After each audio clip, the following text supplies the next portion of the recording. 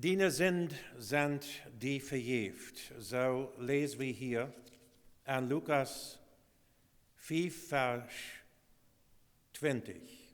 Als Jesus ihren Glauben sah, seht heute arm. Mon Diene sind die Vejäft. Tja, wie dort wörtlich weiter, wann Gott uns der Sinn verjäft hat. Tja, wie der Gewissheit des Heils kriegen. Und wo kriegen wir das? Wo können wir sicher weiter, dort wir Kinder Gottes sind? Wo können wir, es der Apostel schreiben hat, wo können wir weiter, dort wir aus der Finsternis an Jesus sein Reich gekommen sind und versagt worden sind? Wo können wir weiter, dort wir wahre geboren sind? Geht das weiter? Wo können wir weiter, dort unsere Namen am Himmel angeschrieben sind? Als Gott sei wenn du bei unsere Namen waren ausgestreckt, wenn wir irgendeinen Fehler merken. Oder sogar, wenn wir fallen. Und uns der sei schlecht, und wir gehen durch eine schlechte Zeit, der führt unsere Namen ausstrecken. No. Die Bibel sagt dort, der Heilige Geist gibt Zeichnis zu unserem Geist dort, wie Gottes Kinder sind. Und ich glaube, mir ist dort in letzter Zeit sehr wichtig geworden. Jesus Christus ist von der nach derselbe außer dann wir. Er hat derselbe Kraft. Sein Blut hat derselbe Kraft zu vergeben und zu heilen und zu reinigen. Er hat sich nicht geändert. Wie manche andere uns, wie Luther anders, wenn wir alt sind, wie kommen wir an, weil wir manchmal können wir uns nicht, wenn wir so lange uns nicht sein haben. Aber Jesus bleibt immer derselbe. Er ist der Erste und der Letzte. Er wird nicht alle, weil er ist nicht an die Zeit gebunden. Und er hat versprochen, dass er mit uns sein Wort, wo verke und wo lang. Bij het eng Welt. Dat hij waarheid komt. Of hij nu waarheid komt voor ons durch een dood, oder of hij waarheid komt met de wolkje im Himmel, dort blijft sie kreitlich, wie weiter, dat wir am Gehirn, wann wir die Gewissheit haben. Und ich bete, dass du, wie alle, die Gewissheit haben, dass er unsere Sünde vergeben hat. Weißt du, wie viel wird dort ist? Weißt du, wie viel Kraft dort uns gibt, wenn wir weiter unsere Sinn sind, uns vergeben, dass wir frei sind, innerlich frei. Jesus sagt, die Menschen können uns dort merken, die können uns schlunen, die können uns verfolgen, die können das und dort tun, aber unser Seil können sie nicht antasten. Was wir mit Gott haben, dort kann die Welt und der Feind und wer immer es nicht wahrnehmen. So viel wird erst dort. Jesus verteilt eine Geschichte von einer, wo viel schuldig wird. Dieser Mann hat sehr große Schuld und wird angeklagt, weil er die Schuld nicht bezahlen kann. Nu brachte sie diesen Mann für seinen Schuldherrn und sagte, dieser kann nicht bezahlen, und dann brach er des Mann. Er fiel auf seine Knie. Und er brach, Herr, ich werde auftun, ich werde alle bezahlen. Hab bloß Geduld mit mir. Bloß gib mir meine Zeit. Und der Meister des Herrn, der hat Mitleid. Und sagt nicht bloß, wo ich meine Zeit gebe, ich werde Schuld alle vergeben. Na, wir können nicht dort nur fallen, wenn der Mario in der Bank ist und du falls ab den Knäuel in der Bank kosten nicht meine Mortgage alles vergeben. Ich weiß nicht, ob sie dort tun würde. Ich glaube nicht. Aber beim Herrn ist das so. Kriegen dann, wie viel wir am schuldig sind. Kriegen dann, wie viel wir gesündigt haben. Kriegen dann, wie rot und wie hart und wie schlecht ans Leben gewesen ist. Wir haben plötzlich deutlich, wenn wir am Prachen tun. Er verjagt uns. Das Mann, der verstand die Vergebung nicht, weil als das Schuldherrn nu seine Schuld verjeft hat, dann war an dort, der wie ein anderer, der wie am Geld schuldig. Dus nu war ich gelacht, nu war ich mal teilnehmen, nu war ich dort, was andere mich schuldig sind, dort war ich zurückgekriegt. Warum sieht Jesus, vertelt Jesus die Geschichte? Er will damit sagen, wenn Gott unsere Sünde vergeben hat, dann soll wir auch sehr freiwillig andere vergeben.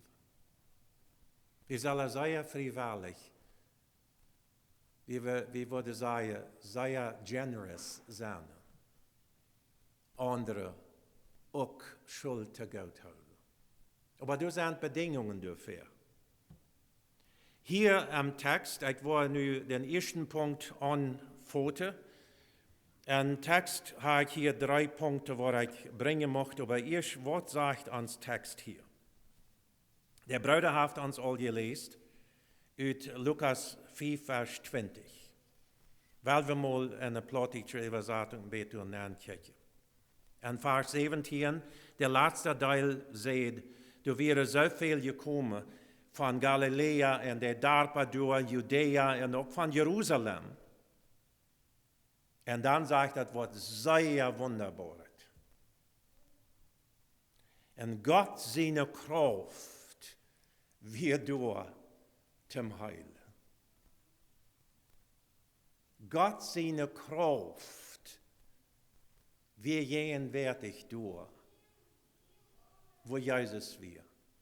Wo wusste der Mensch dort, dass Gott seine Kraft durch wird? Der feilte dort. Der belebte dort. In sich lebt dort, du wirst glauben, mangt der Mensch.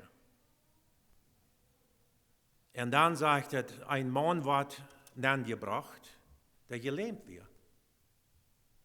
Er kann nicht gehen, er muss auf dem Bad liegen. Und ich glaube, dass wir nicht ein alter Mann, vielleicht dachten dich, das mit ein junger Mann gewesen sein, vielleicht hat er einen Accident gehabt, wie weit überhaupt nicht, was von der Ursache dort wir, woran er gelähmt wird. Aber da bleibt sicher Klick. Sie können sie nicht nennen, weil da wären zu viele Menschen. Aber der jene Wort Gottes wird durch zum Heilen, dort wirst du sein. Das ist ein Feierfreund. Und wir können viel von dieser Feierfreund lernen. Dieser Feierfreund, der wusste, uns kranker Freund braucht Jesus. Und wir waren alles tun, was wir können, um zu Jesus zu bringen. Feiermann, treue Freund, Freund wir krank, und der braucht Jesus. Der braucht geheilt worden. Das ist ein Vorbild für unsere Fürbitte, für andere zu beten, was wir gottlos leben, für andere zu beten, was wir ganz schwer beladen sind mit Schuld und Sünde und Laster und all das. Ständig verehrt zu beten. Und immer weiter für Jesus zu bringen. Im Gebet. Sie leiden nicht nur, sie haben hier Schwierigkeiten, check mal, sie können nicht mal der nennen, weil da wären zu viele Menschen.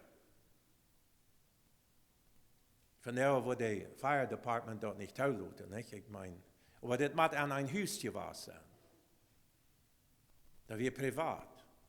Da wären so viele Menschen, dass sie nicht nennen können, so kreupen sie auf den Dach ab, und dann haben sie sehr viel, die gleichen Dächer, die wären nicht so schrot, als von der müsste sein. Dann müssen sie das Dach ab, und leiten ihren Freund für Jesus mit dieser Lehne rauf. Und als Jesus dort sagt, was sagt Jesus? Die anderen Menschen kicken da und sagen, was tun die doen, dat je dat huis 2 merken, en dat wat zoveel kostet, dat alles te reparieren, dat wat niet. Jesus sagt nicht dort. Hij sagt ihren Glauben. Hij sagt, wat der Mann braucht. Hij sagt ganz genau, dat this man braucht help, en ik kan hem helpen. Ist das nicht wunderbar? Hij sagt ihren Glauben und sagt, man, Diene Sinden sind die Vejäft.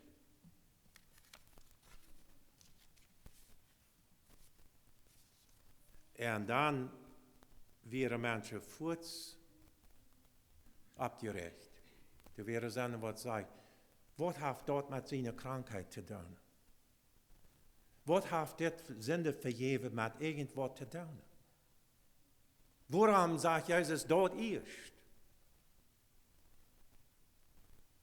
Jesus ist an der Seele der Menschen sehr besorgt. Gott weitet ans Scherpe wird alt. Wir waren einmal gestorben. Ans Scherpe bleibt hier. Die Bibel sagt, dass Gott Adam mirkt, hij mirkt hem uit Erd. Hij sagt, van Erd best genommen, ter Erd was te worden. Dat is ans Scherpe. Aber der Seil, der leeft voor immer. En wat we aan dit leven doen, zoals Paulus ook zegt, wat we aan dit lebensleben gedaan hebben, goudet oder schlechtet, doe nu waar we gerecht worden, eenmaal voor Christus. Aber Jesus ist hier sehr besorgt diesen Mann, seine Seele. In Israel wird es wirklich so, dass sie glaubten, dass Krankheiten, besonders Lähmungen, kämen durch Sünde. Und wir wissen auch, als Jesus einmal ein Blinder, was blind geboren wird, gebracht wird, und früher seine Jünger kurz, wer hat gesündigt, er oder seine Eltern? Jesus sagt, das hat nichts mehr zu tun. Was wichtig ist, dass Gott verherrlicht wird. Verstehst du? Dass Gott verherrlicht wird. Das ist wichtig. Auch nu der Krankheit von Sinn gekommen ist oder nicht, bei Gott ist dort kein Unterschied. Er will der Seil helfen. Du wie eine Sünderin. Und das ist bloß ein paar Kapitel wieder, auch an Lukas. Da scheint mir so, dass Lukas wie ein Doktor. Er hat Medizin studiert und wir sehr genervt mit dieser Geschichte. Das Mann wird gelähmt und Jesus heilt ihn, aber Jesus heilt seine Seileier. Aber da kam eine Sünderin nach Jesus. Ich will diese Verse lesen in Lukas Kapitel 7. Hört mal gut zu. Einer von den Pharisäern laut am an, mit am Taub zu eten. Und er ging bei den Pharisäern am Haus nennen und sah sich das. Und das wundert mich manchmal, dass die Bibel so eine Wirdhaft. Hör mal, Vers 37. Und der steht wie eine Frau, der an Sünden lebt. Der andere sagt, der eine Sünderin wird. Eine Stadt hat eine Frau, die eine Sünderin wird. Ich leite wir nach ein paar Mal aus dort. Aber diese Sünderin wird für Jesus gebracht. Sie lebt an Sünde. Und als hij dat antwoord, dat Jesus bij den Pharisäern am Haus am Tisch zat, bracht zij een glas voll dieren Salwerk. Zij ging hier am stonen en hield. En fong aan met ihre tronen de feit te waschen en drieid die met ihr hoor. Zij kust am de feit en goud am de eil doorreven. Als de fariseer die am angeloot had dit zag, zeed hij te zichzelf, wanneer des man een profeet weer, wordt hij weten, wer en wat dit voor een zinje früh is. Die hem ongeschiet heeft. Met andere woorden, der Pharisäer kon dat nicht verstehen, dass Jesus sich von dieser zinje früh anrühren lässt. Jesus ist ein heiliger Mann, heißt der Sohn Gottes. Und hier ist ein Sünder, was eine schlechte Reputation hat, was die Menschen wussten, wer sie wir. Und dieser Sünder schiet Jesus an. Der Pharisäer dachte, dort ist hier nicht recht. Hier ist was recht. Aber Jesus wat an, was der Pharisäer denken deed, und dort sagt Gott, dass Jesus weiß, was wir alle denken. Er sagte am Simon, ich habe die Worte sein. Und ich like dat Wort. Simon, ich habe die Worte sein. Und zu uns von dir, wer immer und was immer unsere Nummern sind, Jesus hat uns Worte sein. Und sagt zu ihm, Meister, sei. Er sagt, ein Geldmann hat 2 Männer Geld geliehen. Einer wie eine Samm von 500, dort ist in Griechisch 500 Denarien schuldig, und der andere 50. Sie können ihm dort beide nicht betalen. Und er strickt an die Schuld weich. Einer 500, einer 50. Sei mal $50,000 und $5,000. Großer Unterschied, nicht? Nu fragt Jesus, sei mir mal, wanneer van die beiden wordt mijn lijf verarmd, mijn lijf verarmd hebben. En dan zegt hij, de Pharisäer, ik neem aan, die den hij dat meeste geschenken had. Is dat niet zo? Grote schuld en dat is uitgestrikt. En deze beide Geschichten redet van dat we schuldig sind. Einer ist so viel schuldig, einer ist so viel schuldig. Und hier vergleicht Jesus diese früh mit dem Mann, dem so viel geschenkt wird. Dann sagt er hier in 30 nur der Früh und sagt zu Simon, sitzt du diese früh? Ich kam bei dir im Haus an und du gibst mir nicht Wasser, die Feit zu waschen. Sei aber haft mir die Feit mit ihre Throne gewaschen und mit ihre Haar Kopf gedreht. Du hast mir kein Kost gegeben, aber diese Früh haft von dann aus sei Nantheim nicht nur gegeben, meine Feit zu kosten. Du hast mir nicht Eil ab dem Kopf gegoten, aber diese Früh haft mir scheinrickendet Eil über der Feit gegoten. Du wen sei ich die, sind viel Sünden verjährt. Du wen es ihre Leib so groß. Diese Früh sehte Jesus, meine sind denn mir alle Leid. Du kannst mir, du weißt, was an meine Vergangenheit ist. Da Gott hier ist, wir wissen nicht, was für eine Sünde sei getan hat. Weil gewöhnlich wäre zonen wat door een huurderij oder Ehebruch leven deed, die waren zo beschreven. Dat waren opene zinder. En nu had zij veel geleefd. Leefde Jezus uitgedraagt. En zijn veel zinden vergeeft. En dan zegt hij, wils du weinig leefst, dan verjefst du ook weinig. Oder wem weinig vergeven is, die heeft ook weinig.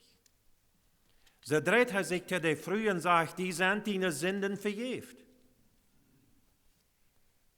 Aber die aan dergelijke, die vangen aan te zichzelf te zeggen, wer is dit, die sogar Sünden vergeven heeft? Dan zegt Jezus tot de Früh, du bist durch deinen Glauben gerecht. Go en Fried. Ich habe uns vorstellen, eine Sünderin mit all den Problemen und all diese schwere Sachen auf dem Hort und schlechtes Gewässer. Sie kommt, sie redet Jesus an. Sie sagt kein Wort, sie hielt bloß. Und sie geht von Jesus, steht ab und geht von Jesus, sie hat Frieden im Hort. Die Sünden sind vergeben, die sind wahr. Sie braucht sich niemals mehr durch was verschmieden über ihre Sünde. Sie wissen, dass Jesus erleben deed, dass Gott erleben deed, und sie wissen, dass Jesus Sünde vergeben kann, weil er der Sohn Gottes wird. Jesus steht nicht manche Rüt. Wenn Menschen zu ihm kommen, er darf nicht so schwind ab an Menschen. Manchmal gehen wir ab an Menschen, nicht wahr? Wir sagen, wir können nicht mehr tun. Und wir als Menschen können viele andere nicht helfen, weil die haben ihren Will und die müssen willig sein, zu Gott zu kommen, auch die Vergebung zu kriegen, aber bei Jesus ist das anders. Einmal brachte seine Frau nur am Tempel und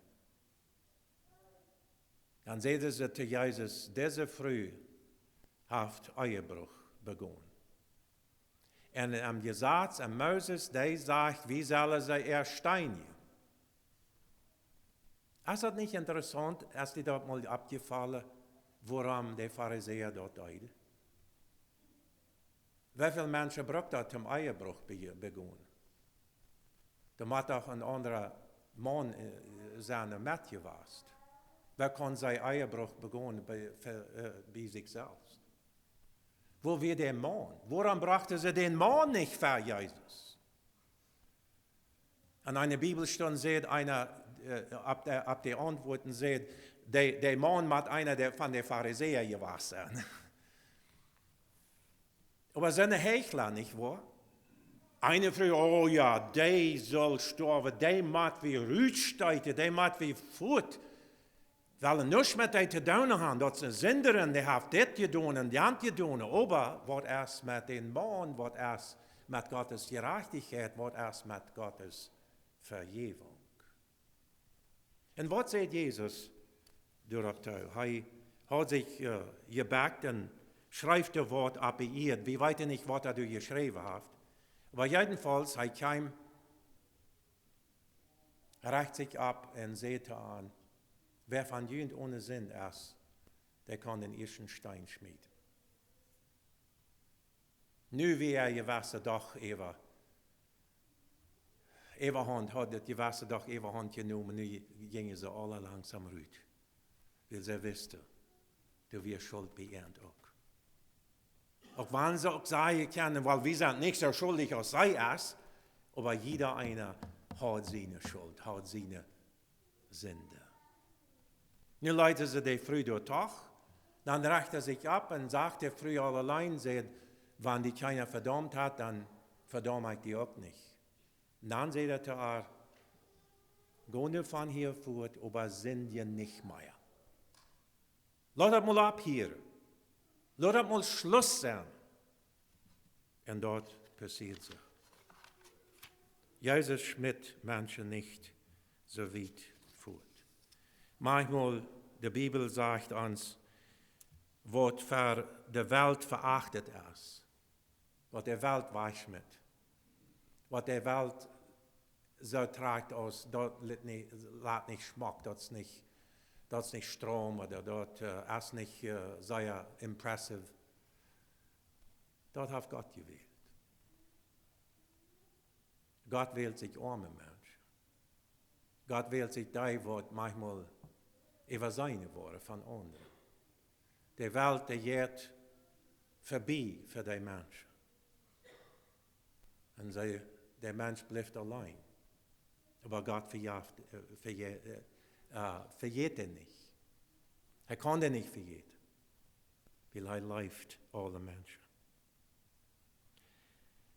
Jesus verjährt uns vollkommen, ganz. Wenn wir zu ihm kommen und wir bekennen unsere Sünde, was immer wir denken können, wir bekennen die vor Gott und wir rohren du Eva und hielen und sagen, Herr, vergib mir meine Sünde. Er verjährt die alle.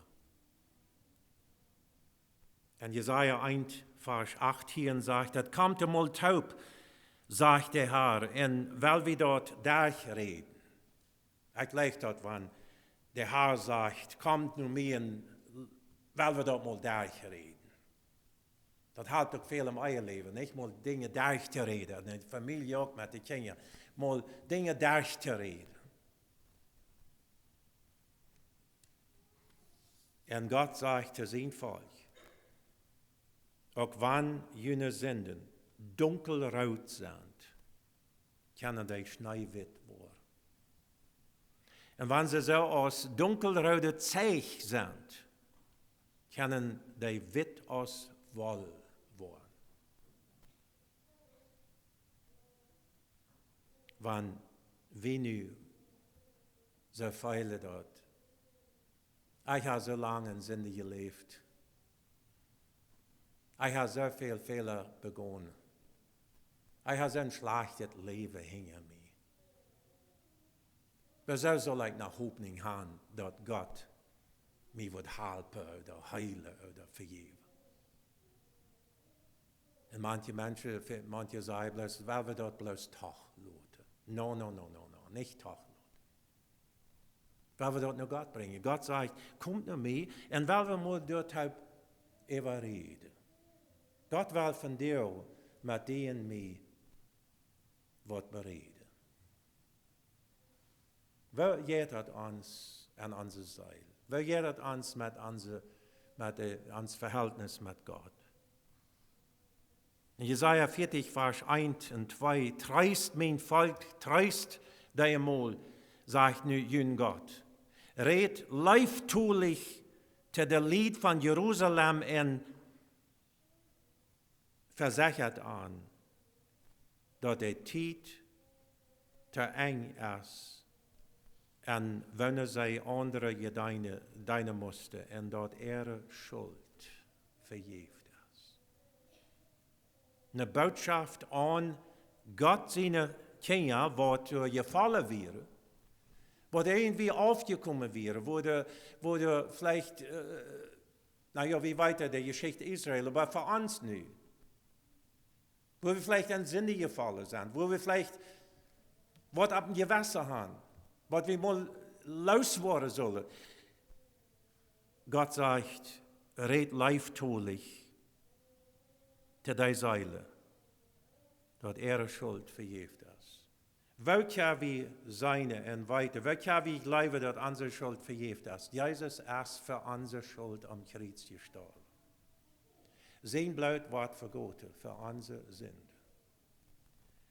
Er hat alles betont für uns. Die Schuld für Gott hat er betont. Das ist aller klar für Gott, wenn wir bloß daran beten. Das ist, weil alle Sünde vergeben. Das bleibt sich kreuzlich auf das kleine Lees ist, kleine Unabgerechtigkeit, das auch Sinn.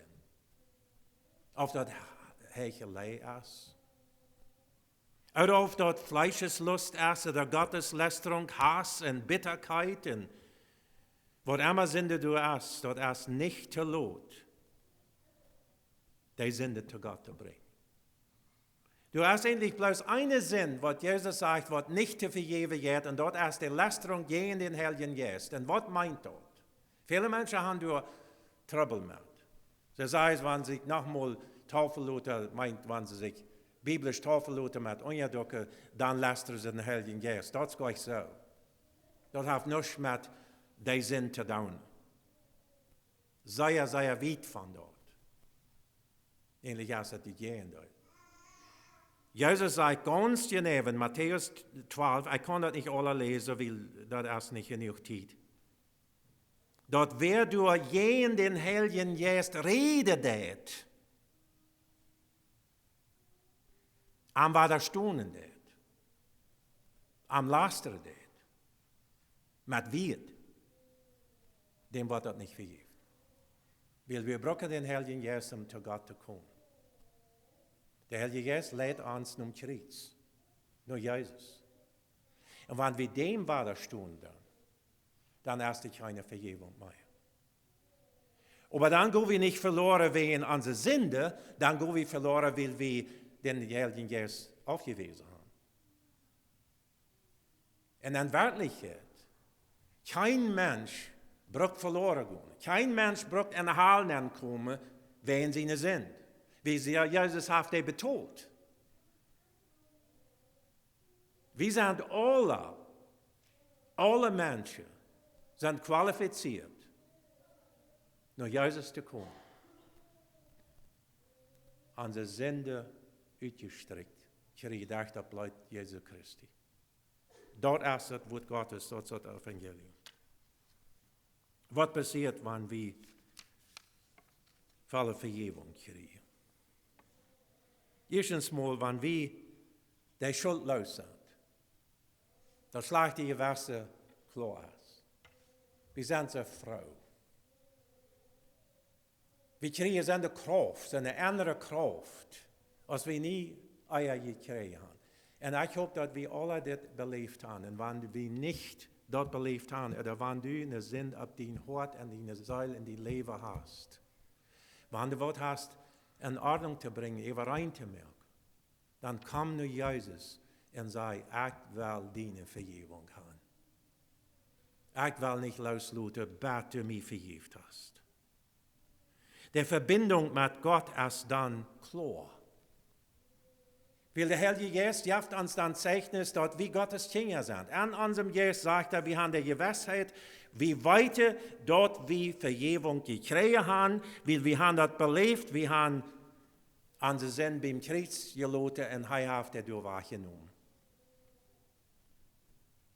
Und Gott wird uns nicht mehr dort gegen uns holen. Das ist mehr als bloß zu Gott holen. Das meint nicht, dass Wort zu Gott holen nicht recht ist, aber ich glaube, Vergebung ist besser in diesem Sinn. Gott hält uns endlich den Sinn zu Gott bloß durch Jesus Christus, weil er die Gerechtigkeit durch sein Kreuz abgerecht hat. Und dann kann jährlicher Segen ans Tag kommen. Dann können wir Gebetserhörungen beleben. Dann ist es nicht mehr hinderlich zwischen uns und Gott. Dann können wir frei beten für andere. Wir können frei andere Mut sprechen. Wir können für Kranke beten. Wir können für die Verlorenen beten. Wir können für die Gemeinde beten. Wir können auch beten, dass Gott eine Erweckung geben kann. Aber solange wir nicht nur Gott kommen und die Vergebung nicht haben, dann wird das Gebet nicht weit gehen. Weil Gott will, dass wir dort erst in Ordnung bringen. Aber wir haben auch noch Verantwortung. Wenn wir von ihm Vergebung kriegen, dann sagt Jesus hier, gehe hin, sündige hinfort nicht mehr. Also sündige nicht mehr. Manche sagen von dir, dat geht doch gut. Wo kann dan niet meer zenden? Wanneer ik mijn zin bekend, ik bekend de van jou en maar zinde ik met dezelfde zinde wieder en wieder en wieder. Dat is geen Christenleven. Dat is een gekwältes leven. Dat is Gottes wel. God wil dat we dat laten. Wer zijn zin bekend en de laat, zegt dat in Sprüche, der wordt barmherzigheid krijgen. Der wordt van God aangenomen. Der krijgt Kraft. En wanneer we met God in verbinding zijn en jeder dag beten en de Bibel lezen, we kunnen Kraft krijgen dat we nee zeggen te de zin. Dat meint niet dat ons zin niet manchmal verkomen kan. Oh ja. Christen kunnen ook zinnen. Aber der macht nicht jeder Tag zinnen, weil sie befreit sind. Aber wir sind immer noch in dieser Welt und wir wollen Versuchung erleben. Und wenn wir in eine Versuchung fallen, und gefallen sind, dann was sollen wir dann tun? Dann abgeben? No. Dann sollen wir zurück.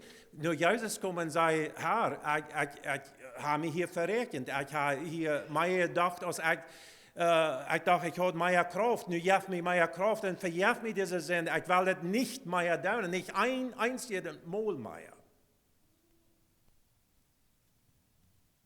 So, wir sollen die Sinn aufsagen.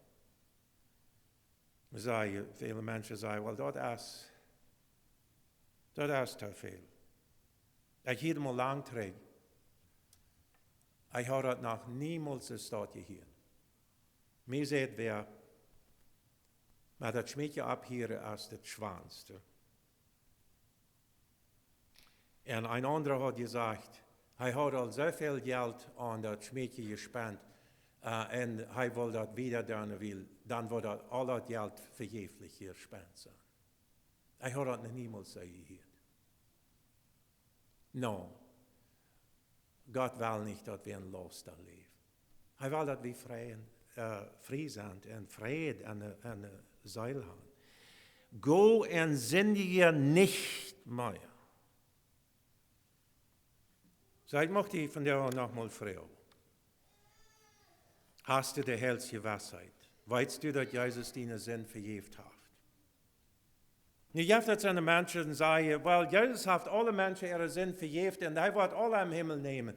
No, dat geht so nicht. Weißt du auch was?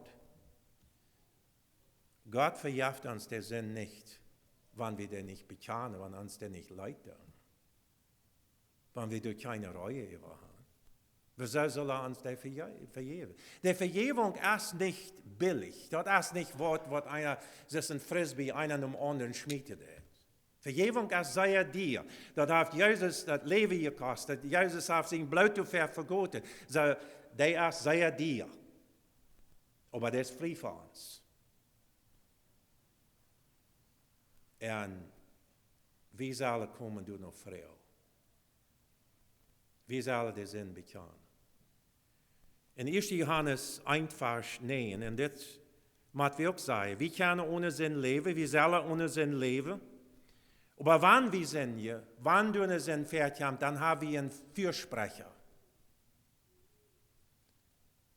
einen Anwalt für Gott, Jesus Christus, der für uns en für uns Fürbitte anleidet. Und dann sagt er, wenn wir unsere Sünde bekennen, dann ist er gerecht, dass er uns alle Sünde vergibt. Alle. Wer an Jesus Christus ist eine neue Kreatur, eine neue Schöpfung. Dat alle is vergonnen, dat alle haft abgehört, dat nie ist gekommen. So sagt Paulus. Das sind nicht meine Worte. So, ich möchte die anladen von dir, wenn du Schuld hast auf dein Hort. Erstens mal, das keine Schande, die zu bekennen.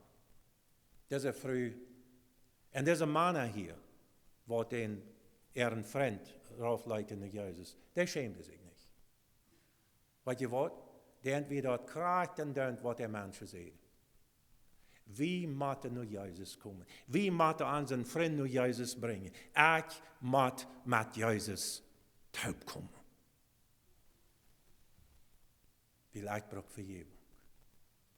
Zo zal we denken. Dat krijgen dan wat andere mensen denken van ons. Van jou kunnen ze zo denken, mij kunnen ze zo denken. Dat wechselt zich aan, maar is dat ware wechsel.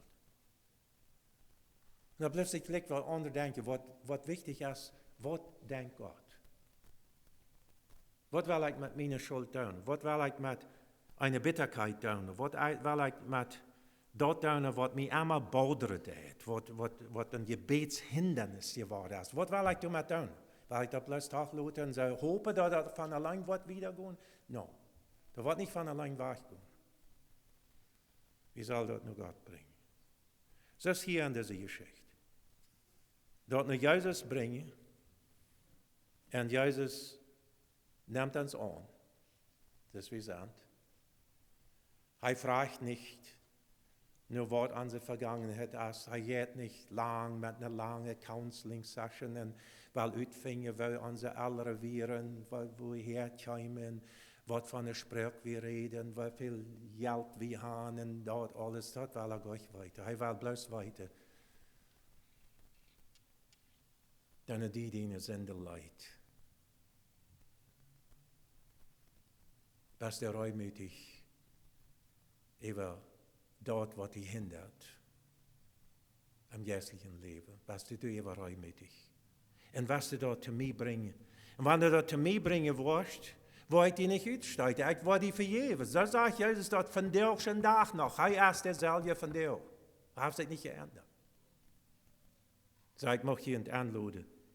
Wer immer vandaag den Schritt wel.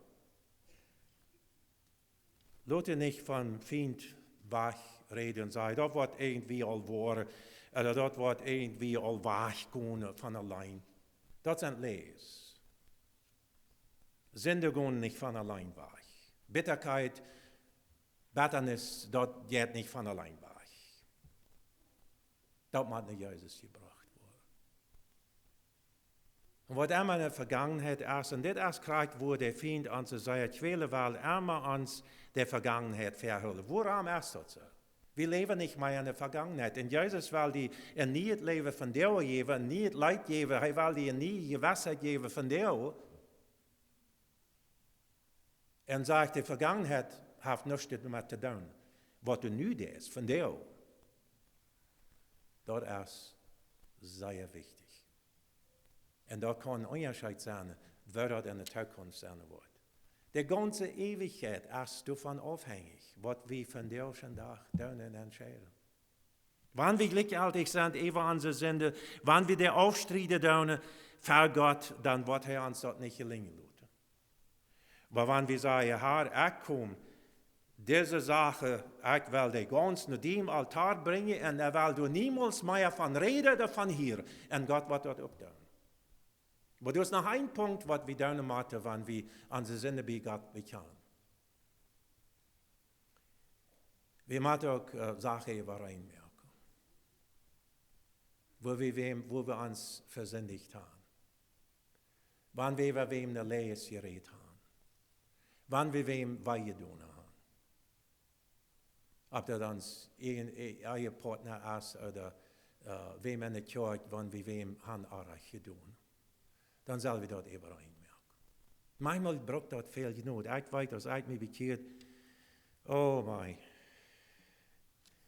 Ik moest mijn mama vertellen dat ik er veel had.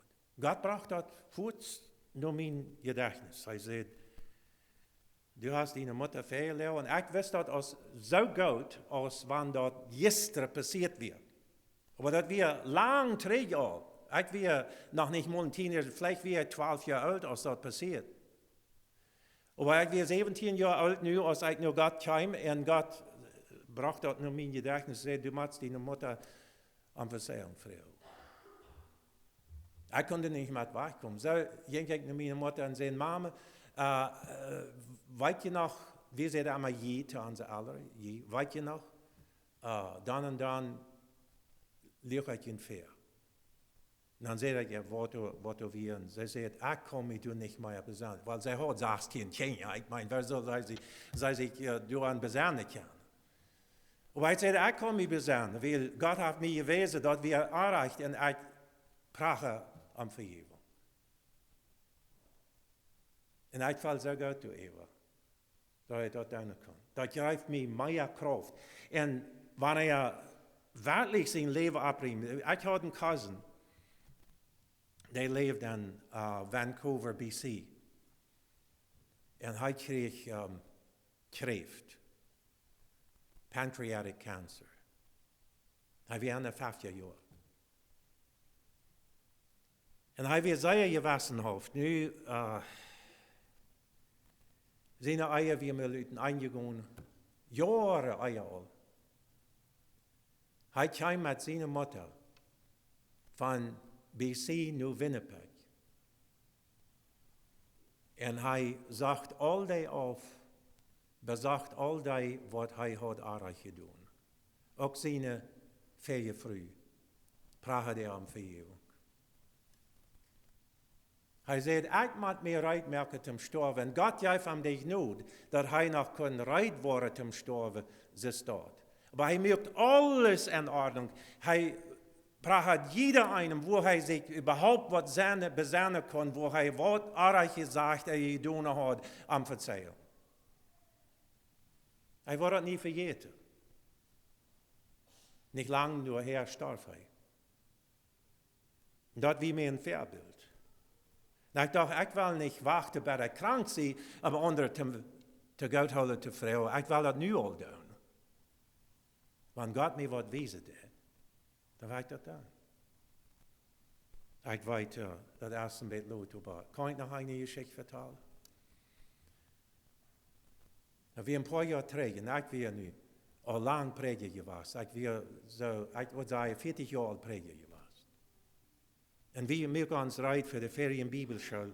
We willen dan, dat we nog verder pandemic. En we willen dan organiseren met waar we willen de ferie en bibelschool gaan. En nu hadden we door so verschiedene Sachen. We hadden een programma gewählt en du wie ein T-Shirt en einer von den jungen Männern du hat ein an en ik merk een joke. Ik spoost daar. En hij lacht bloos en ik vergat ervan dat ik daarna opwaken deed. Dan vroeg God mij, am gewassen, am hart. Wat zeest du te dem Willi? Glaubst du dat goed weer? En ik schreef me zo zei, ik zei, Herr, halt me hier, vergeef me dat. En zo schwin als dat Samarius weer, als ik wist dat hij bij de arbeid weer, ik vond hem aan, bij de arbeid. Ik zei, Willi, ik zei, zo vrouw dat du de phone hast opgepikt. Ik wil je hem verzeihen, vrouw. Zegt hij, wat? Ik zei dit en dit te die en dan wie lachte het op en dat wie niet smak van mij. Dat had ik niet zullen zijn. Hij zei, oh, pastor, dat wie je toch niet. Ik zei, oh ja, dat wie wat. En mijn hart wie dat wat. Ik moest dat. Ik zei, ik moet die vrouw. De Heilige Geest wordt mij niet toelaten. Ik wil niet meer prediken, want du mich dat uithouden dan kan ik niet meer prediken. Maar we zeiden wel ik dat te doen. We leven ons. Ik had niets tegen aan, maar God geeft me deze Verzeihung. Ik moet dat in Ordnung brengen. Daarmee kom ik zum Schluss. En ik wil de aanleiding geven, van jou beden was. Over wat immer is. Wanneer du krank bist. En de dokters weten niet wat te doen. De kost komt. De altaar is op, niet bloos verzinnet te bekennen, ook naar aan te komen wanneer we krank zijn. En we kunnen alle zaken, alle dingen te aanbrengen. Mag Gott uns segnen. Amen.